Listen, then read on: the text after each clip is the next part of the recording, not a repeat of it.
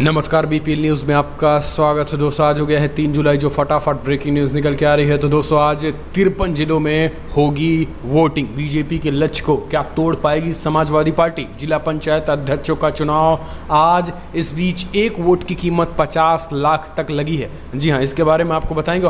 High court ने भी संज्ञान लिया और सरकार को निष्पक्ष चुनाव कराए जाने की बात कही है।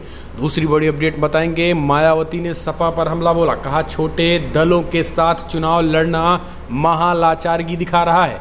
तीसरी बड़ी अपडेट में बताएंगे। विकास दुबे केस 1 साल हो गया, शहीदों के परिजनों बोले कुछ तो याद करो सरकार, वादे अब तक नहीं हुए पूरे। चौथी बड़ी अपडेट बताएंगे। योगी सरकार का बड़ा फैसला, 5 जुलाई से यूपी में खुलेंगे मल्टीप्लेक्स सिनेमा हॉल और जिम। पांचवी बड़ी अपडेट में आपको बताएंगे। तो दोस्तों बसपा नेता का बड़ा बयान, जनसंख्या कुदरत का करिश्मा, अल्लाह की देन है रहमत। इस बीच कांग्रेस का बड़ा ऐलान, असदुद्दीन ओवैसी बीजेपी दोनों जुड़वा भाई हैं।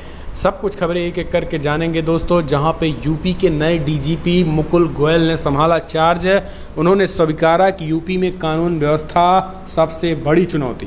तो दोस्तों सब कुछ खबरें एक एक करके आपको विस्तार से बताएंगे, लेकिन उससे पहले अगर आपने चैनल को सब्सक्राइब नहीं किया तो चैनल को सब्सक्राइब करें। और अगर आप भी मानते हैं कि प्रधानमंत्री मोदी के नेतृत्व में क्या कोविड-19 से लड़ने में देश सफल हुआ या फिर नहीं, कमेंट के माध्यम से अपने सुझाव दें। दरअसल पहली बड़ी अपडेट निकल के आ रही है। जिला पंचायत अध्यक्ष चुनाव यूपी के 53 जिलों में आज होगी वोटिंग। बीजेपी के लक्ष्य को क्या तोड़ पाएगी समाजवादी पार्टी? जी हाँ, दरअसल आपको बता दें कि जिला पंचायत अध्यक्ष के चुनाव में अहम रोल आज यानी शनिवार को आने वाले वोटिंग के तुरंत बाद होने वाली काउंटिंग से पता चल जाएगा।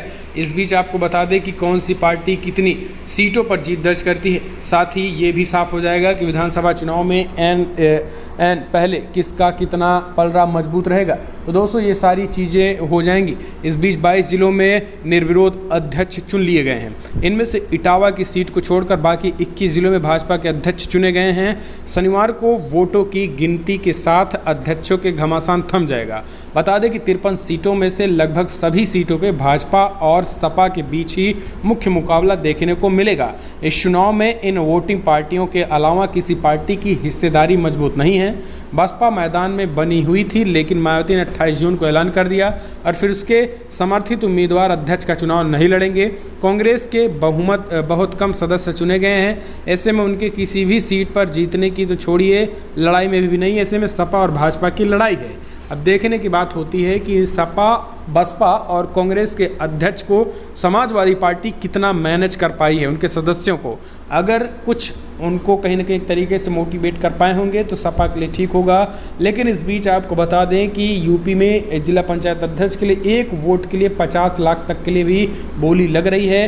कई जगहों पर ये मामले निकल के आए हैं। जिला पंचायत अध्यक्ष पद के लिए 25 लाख से लेकर 50 लाख तक वोट खरीदने के आरोप लग रहे हैं। कुछ लोग नोटों की गड्डियां लेकर पुलिस के पास पहुंचे।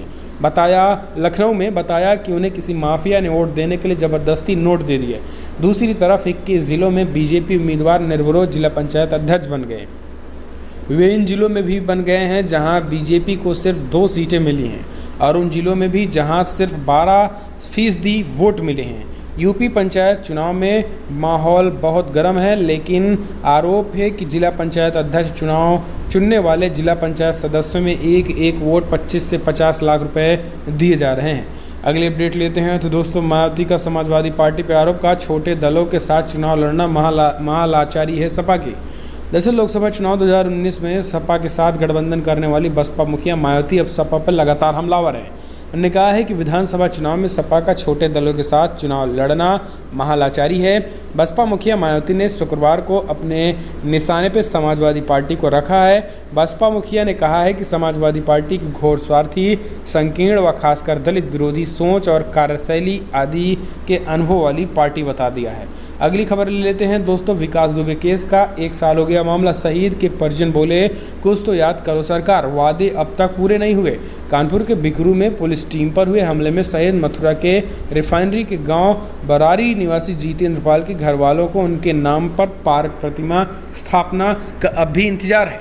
परिवार जवान बेटे की मौत के गम को भुला नहीं सका है। शहादत पर किए गए वायदों के पूरा नहीं होने से नाराज हैं। बरारी निवासी तीरथ पाल के पुत्र जितेंद्र पाल यूपी पुलिस में आरक्षी थे और कानपुर में तैनात थे। बिकरू के जघन्य कांड में जितेंद्र शहीद जितेंद्र पाल के पिता तीरथ सिंह ने बताया कि बेटे के शहीद होने के बाद परिवार से वायदे किए गए थे और इस वक्त सब झूठ का पुलिंदा निकला। अगली खबर लेते हैं। योगी सरकार का बड़ा फैसला, 5 जुलाई से यूपी में खुलेंगे मल्टीप्लेक्स, सिनेमा हॉल और जिम।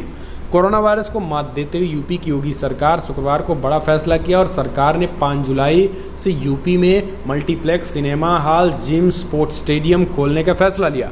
सीएम योगी आदित्यनाथ ने सिनेमा हॉल संचालकों की जरूरतों और समस्याओं का सहानुभूतिपूर्वक विचार करने को कहा है। सीएम ने कहा है कि कोविड का असर सिनेमा हॉल संचालकों के व्यवसाय पर पड़ा है। कोरोना प्रबंधन के लिए गठित टीम 9 को मुख्यमंत्री योगी आदित्यनाथ के निर्देश दिए हैं और कोविड-19 महामारी के नियमित होती स्थिति की दृष्टि आगामी सोमवार 5 जुलाई को मल्टीप्लेक्स, सिनेमा हॉल, जिम और स्पोर्ट्स स्टेडियम को कोविड प्रोटोकॉल के अनुपालन के साथ संचालन की अनुमति दी जाए, इस तरीके की बातें कहीं। अगली अपडेट लेते हैं। तो दोस्तों, योगी सरकार ने राकेश टिकैत की बढ़ाई सुरक्षा, 2 और गनर मिले।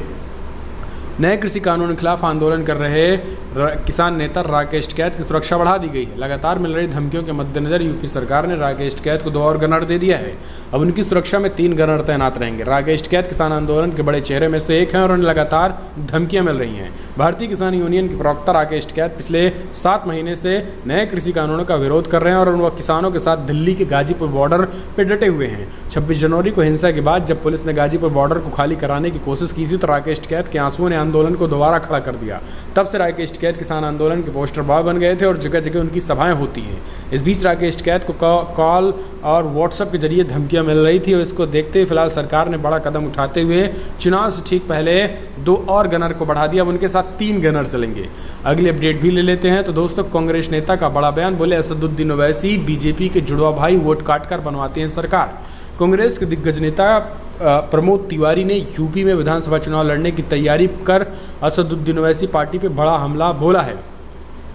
कांग्रेस के CWC के सदस्य और कांग्रेस के दिग्गज नेता प्रमोद तिवारी ने ओवैसी को भाजपा का जुड़वा भाई और वोट कटवा पार्टी करार दिया है। प्रतापगढ़ में शहर के निजी होटल में पत्रकारों से रूबरू कांग्रेस नेता प्रमोद तिवारी ने कहा है कि ओवैसी के कारण हम बिहार और महाराष्ट्र का चुनाव हार गए हैं। दोनों जगह ओवैसी को पार्टी ने वोट काटकर दर्जनों सीट पर कांग्रेस और आरजेडी के प्रत्याशियों को हरा दिया। प्रमोद तिवारी ने कहा कि ओवैसी अपनी जीत के लिए नहीं बल्कि भाजपा को जिताने के लिए ऐसा करते हैं। हैदराबाद की पार्टी यूपी में क्या करने आ रही है? कांग्रेस के नेता प्रमोद तिवारी ने आगे कहा है कि ये भाजपा का जुड़वा भाई है जिसका नाम ओवैसी है। ये वोट काटकर भाजपा की सरकार को बनवाते हैं। अगली अपडेट ले लेते हैं। दोस्तों, बसपा नेता का अजब बयान, जनसंख्या कुदरत का करिश्मा, अल्लाह की देन रहमत। यूपी विधानसभा चुनाव में पूर्व संभल में एक बड़े नेता का बयान सामने आया है। जनसंख्या कानून पर संभल के सपा विधायक इकबाल महमूद के दलित और आदिवासियों की ज़्यादा आबादी बढ़ाने के बयान के बाद संभल के बसपा नेता हाजी शकील कुरैशी ने आबादी को कुदरत का करिश्मा बताया,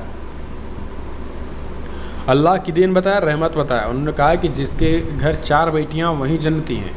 सपा विधायक इकबाल मसूद के दलित आदिवासियों की आबादी ज़्यादा बढ़ाने के बयान और पलटवार से जिले के प्रमुख मीट व्यवसायी बसपा विधानसभा प्रभारी और संभल चेयरमैन के पति हाजी शकील ने यह बयान दिया है। अगली अपडेट, यूपी के डीजीपी मुकुल गोयल ने संभाला चार्ज, बोले कानून व्यवस्था वाकई में चुनौती है। दरअसल यूपी के नए पुलिस महानिदेशक डीजीपी मुकुल गोयल ने चार्ज संभाल लिया है और डीजीपी गोयल ने कहा है कि 5 साल बाद लखनऊ आया हूं, आप सबका सपोर्ट चाहिए। पूरे पुलिस विभाग की मदद से कानून व्यवस्था को और सुदृढ़ बनाएंगे। क्राइम कंट्रोल किए बगैर जनता की मदद से संभव नहीं है। पुलिस को और संवेदनशील बनकर जनता के पास जाना होगा। कई बार छोटे अपराधों में संवेदनशील न होने के चलते मामला बड़ा हो जाता है। मैं चाहूँगा कि मेरे अफसर फील्ड में जाएं, कानून व्यवस्था को बनाए रखना चुनौती के लिए हम और मेरी टीम कर लेगी। तो एक तरीके से उन्होंने कानून व्यवस्था को चुनौती माना है। हम चलते हैं अगले अपडेट। मनोवर राणा बोले जैसे तवाइफ खानों पर हमला होता है ठीक उसी प्रकार यूपी पुलिस ने मेरे घर पे की है। मशहूर शहर मनोवर राणा के बेटे पर फायरिंग के मामले में खुलासे के बीच गुरुवार रात पुलिस उनके घर पहुंची। हालांकि उनका बेटा वहां से तो नहीं था, लेकिन इस बीच मामले को लेकर मनोवर राणा ने आज तक से बातचीत की। उन्होंने पुलिस पे कई गंभीर आरोप लगाए और कहा कि सरकार गुरुवार रात को मेरे घर पे आई और जैसे शराब खानों और तवाइफ खानों पर हमला होता ठीक उसी तरीके से किया, ऐसे ही हमले पे हमला किया। उन्होंने कहा है कि जब हमला किया तभी मुझे उठा लेते या मार देते। इसलिए कि शख्स जिसने पूरी ज़िंदगी इस एक इबादत की तरह गुजारी है, उनके भाइयों पर गौर नहीं किया जा रहा है। मैं मुजरिम हो गया, मेरा बेटा मुजरिम हो गया, ठीक है, आपने 60 लोग मेरे घर भेजे, 5 लोग कोलकाता भेज दीजिए। ये मेरे भाई जो बड़ी दाढ़ियाँ लेकर घूम रहे हैं, सिर्फ 1981 और 1984 के बीच का करैक्टर निकाल लीजिए तो बम बनाने में पूरा घर उड़ गया। हमारा ही घर, आदमी मरा है, पुलिस को हमको उठा कर ले गई है। जब पुलिस को पता चला कि ये सार मनोवर राणा का घर है तो उन्होंने मुझे छोड़कर पूछा कि तुम्हारा भाई किधर है। सरीके की बात उन्होंने बातें कही हैं। अगली अपडेट ले लेते हैं। तो दोस्तों, उत्तराखंड के मुख्यमंत्री सीएम तीरथ राव सिंह ने की इस्तीफे की पेशकश। संवैधानिक संकट पैदा, बताई वजह जी उत्तराखंड में सियासी अस्थिरता। हाल ही में उत्तराखंड के मुख्यमंत्री बनाए गए तीरथ सिंह रावत ने शुक्रवार को पद से इस्तीफा देने की पेशकश की। सूत्रों के अनुसार उन्होंने इस संदर्भ में बीजेपी के राष्ट्रीय अध्यक्ष को एक पत्र भी लिखा, जिसमें उन्होंने ये पेशकश की और इसके पीछे की वजह संवैधानिक संकट होना बताया है। राज्य सियासी हलचल को लेकर रावत ने जेपी नड्डा से मुलाकात भी की थी। तीरथ सिंह रावत ने पत्र में कहा कि आर्टिकल 164A के हिसाब से उन्हें मुख्यमंत्री बनने के बाद 6 महीने में विधानसभा का सदस्य बनना था, लेकिन आर्टिकल 151 कहता है कि अगर विधानसभा चुनाव में 1 वर्ष से कम का समय बचता है तो वहां पर उपचुनाव नहीं कराया जा सकते हैं। और उत्तराखंड में संवैधानिक संकट ना खड़ा हो, इसलिए मैं मुख्यमंत्री पद से इस्तीफा देना चाहता हूँ। तो ये एक बड़ी खबर निकल के आ रही है। हालांकि कुछ कांग्रेसियों का कहना है कि साहब जीत ना सकते थे, यानी बीजेपी के ये जो मुख्यमंत्री थे ये जीतने में भी असमर्थ थे, यानी अगर इनको चुनाव लड़ा भी दिया जाता तो भी ये हार जाते। इस वजह से ये इस्तीफा देना इन्होंने सही समझा। अगली अपडेट ले लेते हैं। तो दोस्तों, अब यूपी में बिहार से भी नेता आना शुरू हो गए हैं। चिराग पासवान और जेडीयू के बाद यूपी के चुनावी मैदान में उतरे मुकेश साहनी। लखनऊ में किया रोड शो, दिखाई ताकत। चिराग पासवान की पार्टी लोजपा और जनता दल यूनाइटेड के बाद अब सनाफ मल्लाह मुकेश साहनी भी यूपी के चुनाव मैदान में उतर गए हैं। मुकेश साहनी लखनऊ में बीआईपी पार्टी के कार्यालय का भी उद्घाटन किया और इस दौरान मुकेश साहनी ने रोड शो कर ताकत भी दिखाई।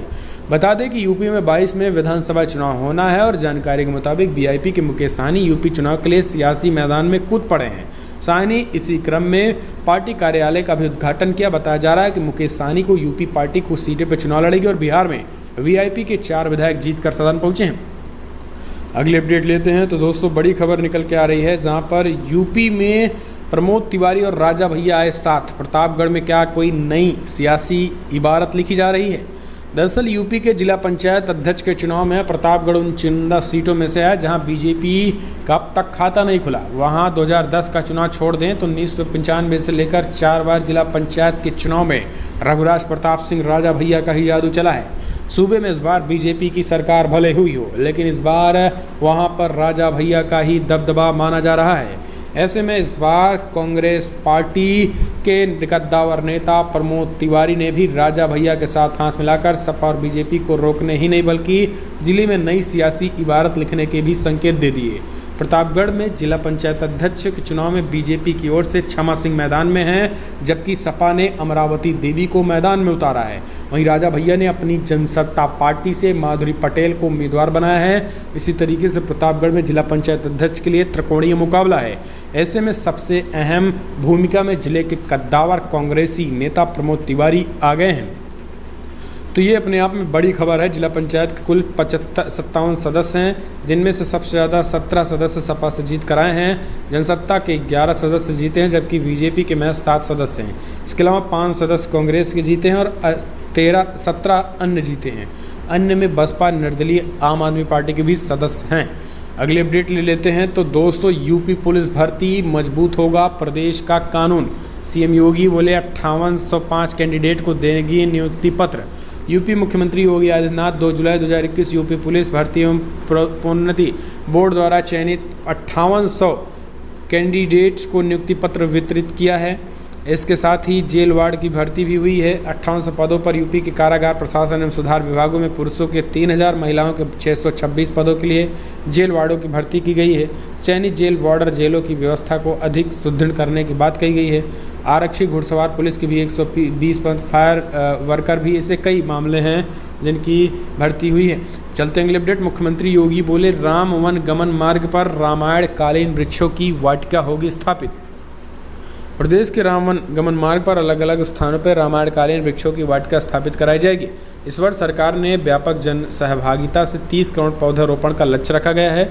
इसके अंतर्गत राम गमन मार्ग पर आसपास की ग्राम सभाओं की भागीदारी से रामकालीन वृक्षों का रोपण करने की भी योजना सरकार बना रही है। अगली अपडेट लेते हैं। अखिलेश की साइकिल पर सवारी, क्या है शिवपाल की मजबूरी है? दरअसल यूपी की सत्ता में समाजवादी पार्टी दोबारा से वापसी के लिए हर संभव कोशिश में जुट गई है और इस बीच सपा प्रमुख अखिलेश यादव और चाचा शिवपाल के बीच दुश्मनी की जमी बर्फ पिघलने लगी है। परिवार की प्रतिष्ठा बचाने के लिए चाचा भतीजे साथ आकर इटावा में बीजेपी को रोकने में कामयाब रहे और सपा जिला पंचायत अध्यक्ष निर्विरोध करने में सफल रहे। बता दें कि काफ़ी समय से चाचा भतीजे एक दूसरे के प्रति नरम रुख अपनाए हुए हैं। दरअसल 5 साल पहले मुलायम परिवार में मची सियासी वर्चस्व के चलते शिवपाल यादव और उनके करीबी नेता सपा छोड़ चले गए थे और फिर उन्हें सपा से बाहर का रास्ता दिखाया गया था। 22 के विधानसभा चुनाव को देखते हुए अखिलेश ने शिवपाल यादव के साथ लेने और सपा छोड़कर कहे गए नेताओं की घर वापसी के लिए पार्टी के दरवाजे खोल दिए हैं। तो दोस्तों, बड़ी खबरों में इतना ही, लेकिन अगर आपको वीडियो पसंद आए तो लाइक करें, शेयर करें और आज के हो रहे चुनाव को आप कैसे देखते हैं, कौन सबसे ज़्यादा सीटें जीत दर्ज करेगा, कमेंट के माध्यम से अपनी राय दें। चैनल को सब्सक्राइब करें।